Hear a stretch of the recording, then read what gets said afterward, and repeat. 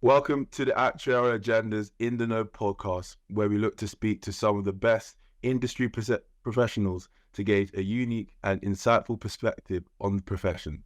Today, we are joined by Katey Walker, Chief Commercial Officer of Strategy and Technology at Aon, and our very own resident actuary and client director, Rob Hammond. Before joining Aon in April of this year, Katey spent 5 years at Willis Towers Watson. Prior to WTW, she enjoyed successful periods at Liberty Mutual, CNA Insurance, and Pinnacle Consulting. In addition, Business Insurance honored Katey as a woman to watch in 2022, and we are privileged to have her on the show today. How are you doing, Katey? Hi, I'm glad to be here. This will be fun to get to talk with you guys. So it's probably been the last couple of months have been a bit of a whirlwind, new role at Aon. How has it been so far? Yeah, it's been fun to get to do something new. Prior roles were really focused on actuarial work and then actuarial consulting. And in my last stint, leading an actuarial practice, which is a different set of muscles. But with Aon, it's really a bit broader role, thinking about strategy, thinking more about global applications, how do we leverage things into best practices, and then obviously Aon's extensive brokerage network and client contacts. So that's a really fun opportunity to get to talk to clients, interact, learn a lot of new things, and then roll up your sleeves. It's essentially like being in a startup of 45,000 people.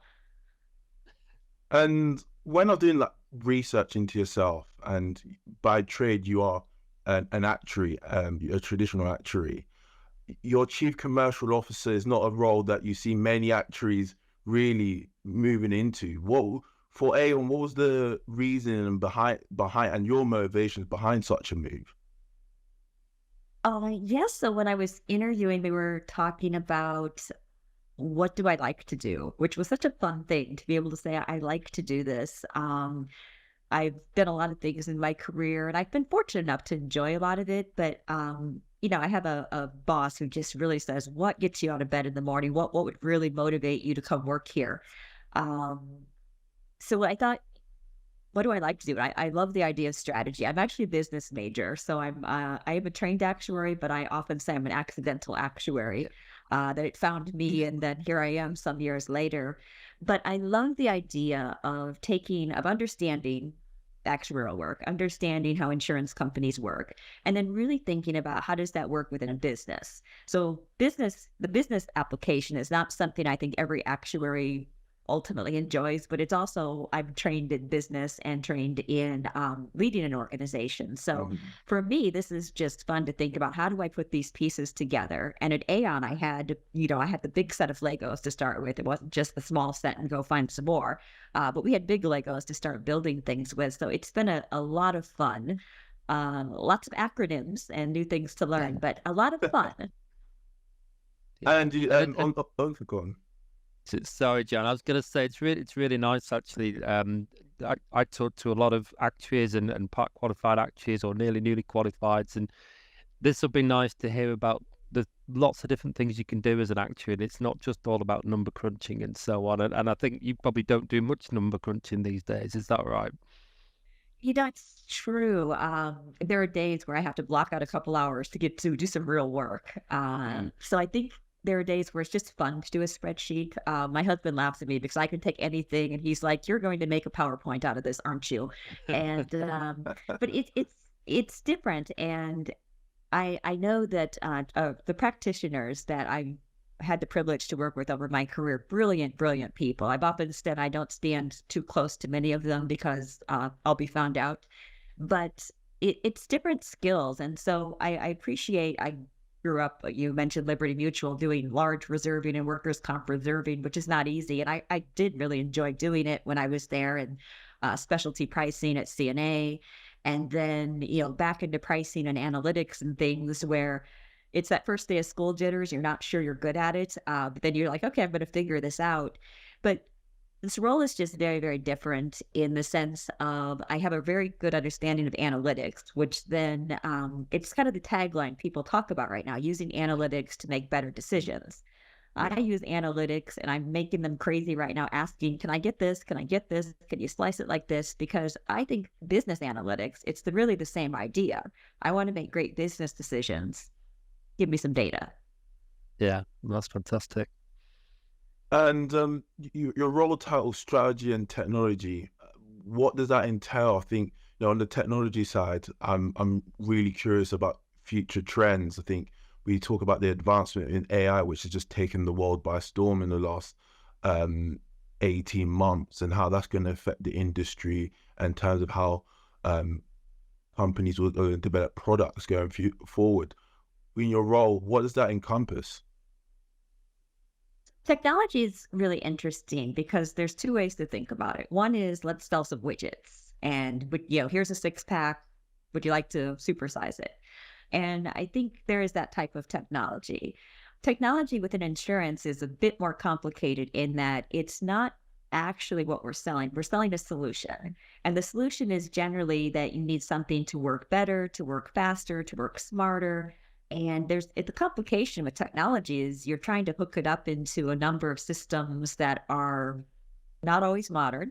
You're working around policy admin system implementations. You're working across outside vendors and APIs and internal controls and the governance that we need to have. So with technology, there's a big push with AI, and we did see with InsurTech, the big push the last few years, all the InsurTech and the disruptors coming through. And what's really interesting is that insurance has not been okay with it. The governance, the regulations, the things required to work within the insurance industry is not as conducive to a lot of startups. There's not a ton of success stories where you see somebody come out of the gate and there's a lot of buzz. There's people doing really great things. I love the mission statements, but we're not seeing people make a lot of money by trying to disrupt insurance because it is sort of that big ship that is going steady and straight through the water, and we're all trying to turn it with technology and bring in some nuances. We're trying to bring in new insights, and we're trying to catch up with some other parts of the world that have been able to be more nimble. Insurance is inherently not the most nimble profession, and technology is an enabler. It's an accelerator. It's going to enable us to start to do the things that we now have got our arms around data. We understand it better. AI is fascinating. We talk about it all the time. Could we use it for this? Could we use it for that? And I think the hardest part, especially from the consulting side, is just we're trying to figure out how to deal with a broad range of clients. And what do you need to offer? What do most people need? How do you get to the forefront where when the first group is ready to go, the first adopters, you're right there with them. So it's the journey. Technology is really about the journey. And I think the trends right now really have to do with automation. It has to do with thinking more holistically about how you set the business up for the future. Yeah.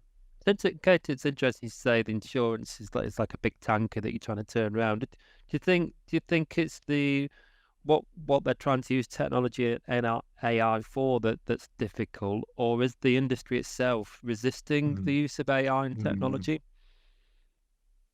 I don't know that the industry is resisting, because I don't know how many clients have said to me, when you say, what does it look like to you for your data and your reporting? Oh, I want to be like Amazon. Everybody wants to be like Amazon. They want to have all the data. They want to know what you were shopping for yesterday. And they do want that. They love the idea of being cutting edge and hitting that button.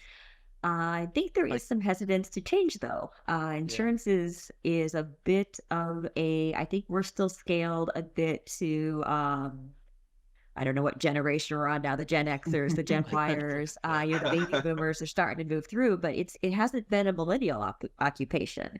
It is something that's very worrisome when we think about the future of work. And so there is a bit of, when you run into someone who has been very capably and responsibly been doing their job for 25 or 30 years, they don't really want to hear about the AI thing you're going to bring in when they're in their last couple of years of doing what they're doing. And you can't really blame them. There's a bit of that. So I think with insurance, it's a bit of a culture shift of how do we bring in fresh minds, fresh ideas. We're doing a lot of work the last 10 years in upgrading infrastructure. So how do we get to a place where we can start to bring technology in, without disruption, because actually insurance people hate disruption. They hate the idea that they can't run the Okafor report or the Hammond memo, which gets run on Tuesdays, and they need to have their day-to-day activities. So technology has to be able to come in and be pretty seamless. Yeah. And Sorry, John. yeah, go on. And on with technology as well, I guess people worry about, is it going to mean fewer jobs and fewer opportunities? But technology, like you said, should be an enabler. It should help us to do things quicker, faster, more of it. So, I always think that, I think people were worried when computers came in and emails started replacing letters even. I can remember when fax machines, John's probably never heard of a fax machine. It's people always worry about change. Yeah. But yeah, I think it's I keep seeing with insurance about AI or digital, the speed at which underwriting's being done, and seconds to get a claim resolved and things like that. That it seems that everyone's racing to do it quicker. It's true. I recall in my career when pass-through underwriting was a thing. So you didn't want to have to touch every policy, and that made people so uncomfortable. So we're building rules with the company, and the rules basically flagged every policy, so they had to be touched anyway. Was it written on a day that ends in Y? Flag it. So it's about comfort as well, of getting people to understand we're not adding more. So when you say to someone, I want to triage claims differently, well, I need to ask these 3 additional questions. And all they're thinking is 3 more. And what they're not thinking is, well, maybe I don't have to ask 4 of these other ones. So net impact -1. And it's change. Change is difficult. Change management has become a very big part of what strategy consulting involves, is helping people understand at the end of the day, if you bring the AI in, the same thing when the models first came out. Oh my gosh, what are we going to do? These models, we don't understand them. You don't need anyone to price things anymore. It was very much the robots are coming, doomsday scenario. And what most people found is that when the workforce constricted, as it has the last couple of years through multiple macroeconomic things, which is a whole other podcast, we were able to withstand it because we could leverage some of the technology solutions at the time. And I know everybody during the last few years has done more with fewer people. And not only have we done more, we've also been able to do more impactful things. So we often talk about, it used to be reserve analysis was get the number at the end. The answer is 12 million. Now the answer is 12 million with the insights of it's trending, or there's a caveat, or we understand that there's something coming in that could impact it. We need a variability margin around it. So insights has been a very big part of technology giving us the gift of time back. We can actually think about what we're doing rather than the rote exercise of, okay, trend this, add that, turn it sideways, capitalize, multiply, and the answer is. We can actually think about what is important. Spend a moment. Technology can help us very quickly evaluate our landscape and say, oh, there's a trouble spot. Let's go over there. We're not wasting a lot of time doing things that are in good shape, but we are identifying triggers earlier that will help us to solve problems. Yeah, that's really.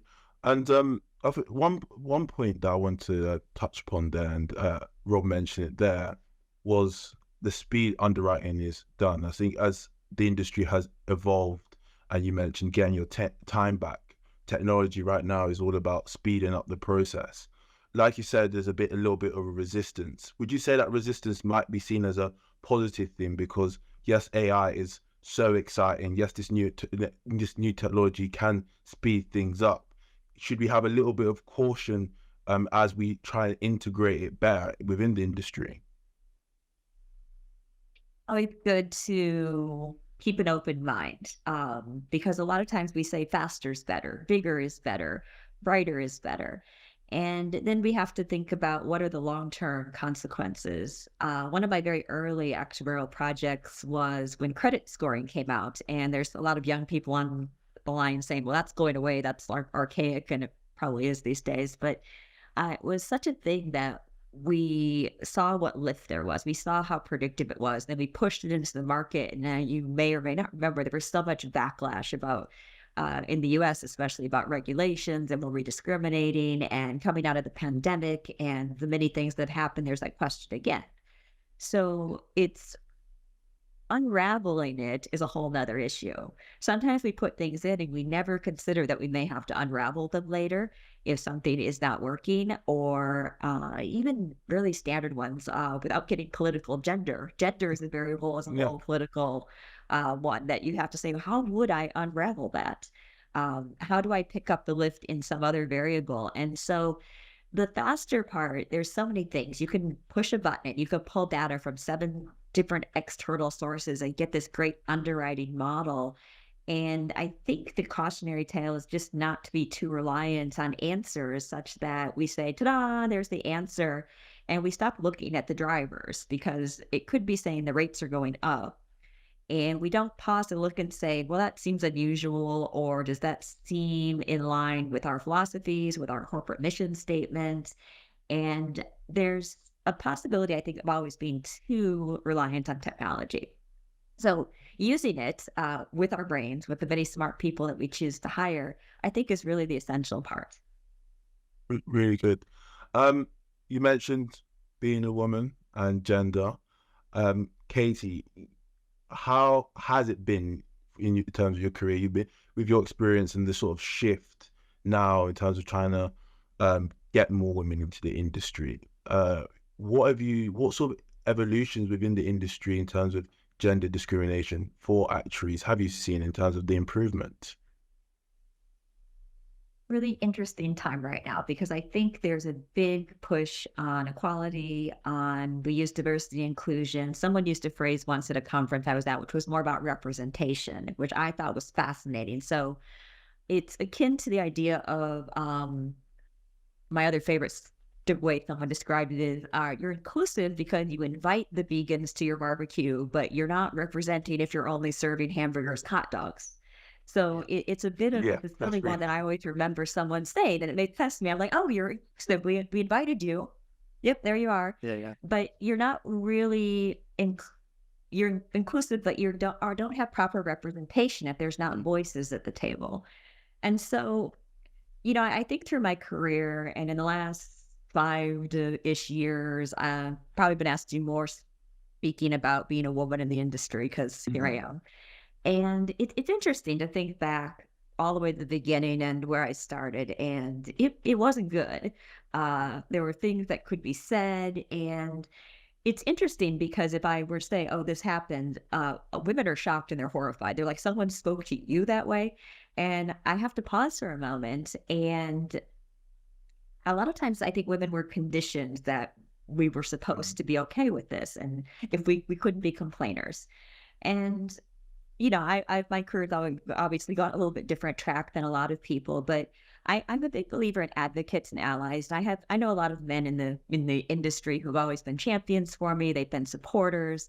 I know other people, not just men, but other people who just have not been supportive.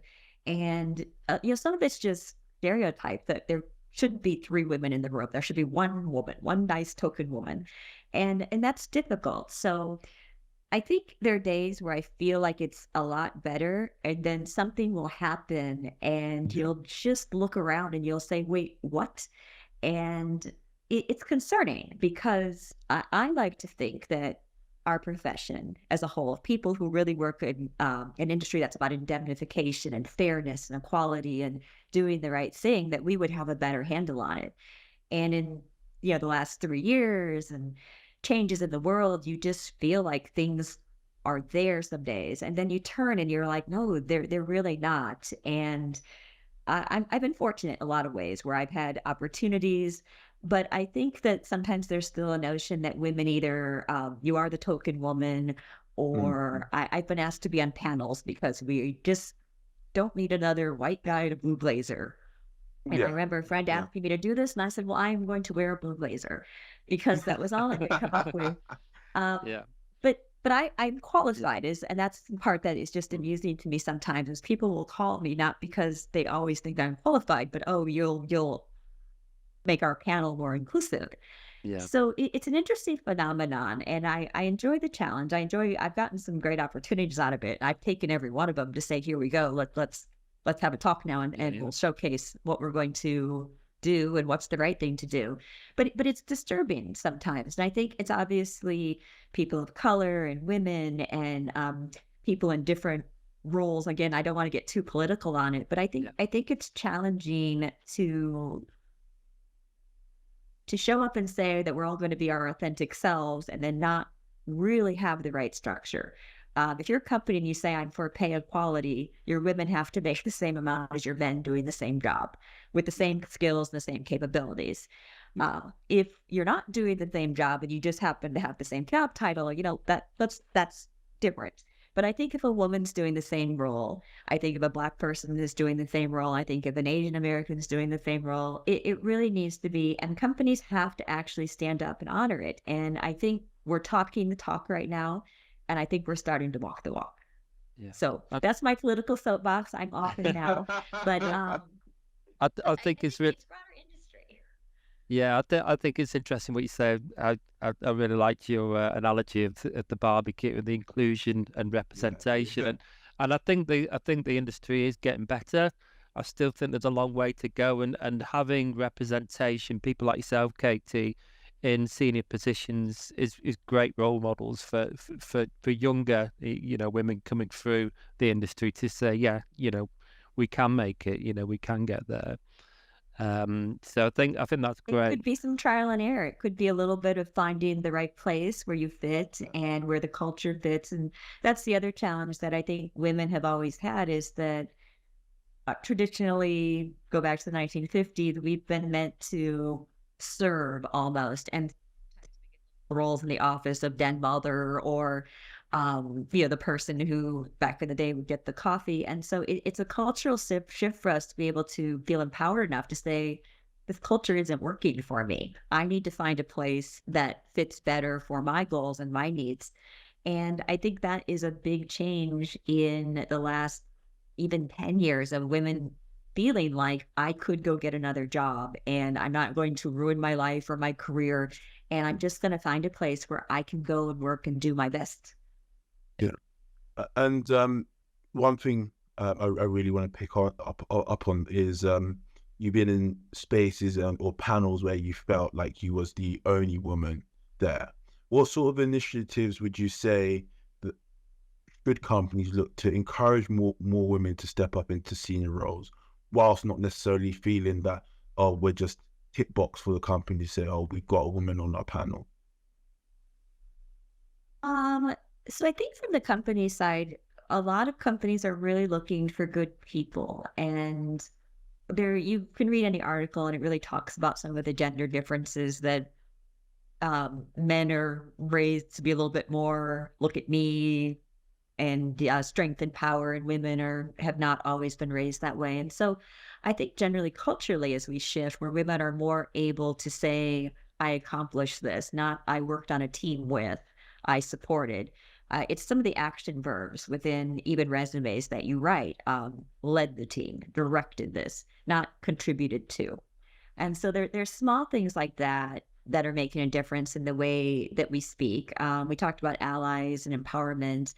When I received my award from Business Insurance, I had 3 men write letters of recommendation for me as advocates. A friend who was a volunteer, a former boss, a client.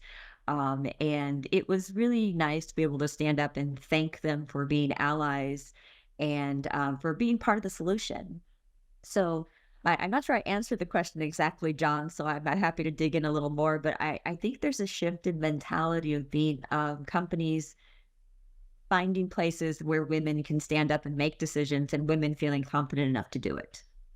Yeah, I think allies is a great way to summarize it. I think it's important for the men existing in those sort of senior positions to create a culture and an environment where the women do feel empowered, where they do create a space for that woman to take that job role into managerial or director level positions. I know Rob said he would love to talk a little bit more about that. Yeah.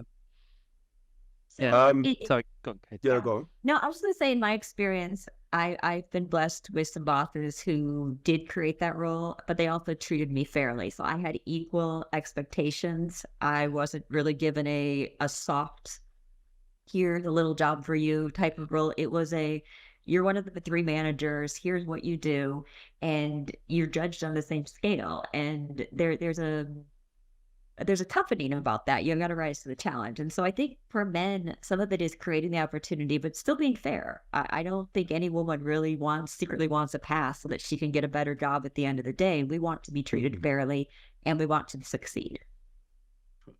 Of course. Okay. Finally, your early days at Aon, what does success look like for you? If I were to get you on this pod in a year from now, then 5 years from now, what Katey Walker now, what does the success look for you at Aon? That's a great question. That was one I don't think it was on the approved list that I gave you, but success it's changed. I think when you're 20 something, you're starting out, success looks like something, and you reach a point in your career where, a little bit for me, I'm thinking about legacy right now. There's people who you've hired and you're really happy to see where they succeeded. And so there's moments that someone will remind you that something happened and you did something and it mattered. And that's a lot of what I'm thinking about these days, is to come into Aon, which is a large corporation, but to basically work in their new strategy technology group, which is almost a year old, and think about, how do we take this group of really intelligent people within this amazing organization and create something that's going to bring value to our clients into the industry. And so you can pull out the KPIs and you can do a lot of things, and you could say, oh, well, I'll be $1 billion, or you could say a lot of those things. And that's a good one too.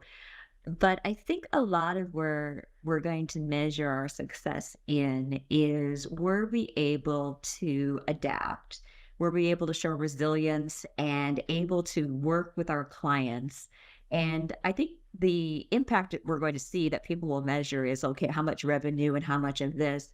But I'd really like to say that in a year that we are up and running consistently, where we are really able to leverage the relationships across our brokers into thinking about value add opportunities. And in 5 years, I'd really like to think that there were some new companies that formed that we were able to start working with early, that accelerated, that there were new products, new innovations within companies, things in the industry that we were able to influence. And ultimately, at the end of the day, I'd like to see this little startup be a big part of the industry, and like to see that we're a group of professionals who are standing on stages and talking at podiums. Apparently, I'm booked for a podcast in 5 years, which is pretty exciting. And but I'd love to see our team out really talking about the things in the industry that are going to make a difference, and that ultimately go back down to the clients and the consumers that we're working with. So, success is about where we go from here. And so, from an Aon perspective, I think that's important. And then really from a personal perspective, I'd like to have a few more of those moments where someone said, do you remember that you said, or that you did?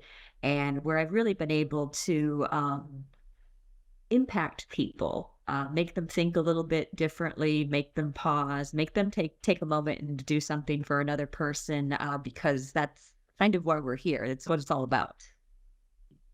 Well, I think here at BWD, we're definitely going to be following the journey you have with Aon, taking such a start, moving a multinational to new levels. And I think that you're going to be very successful, and you're booked in for 5 years to come on the podcast. So it'll be interesting to see how things go.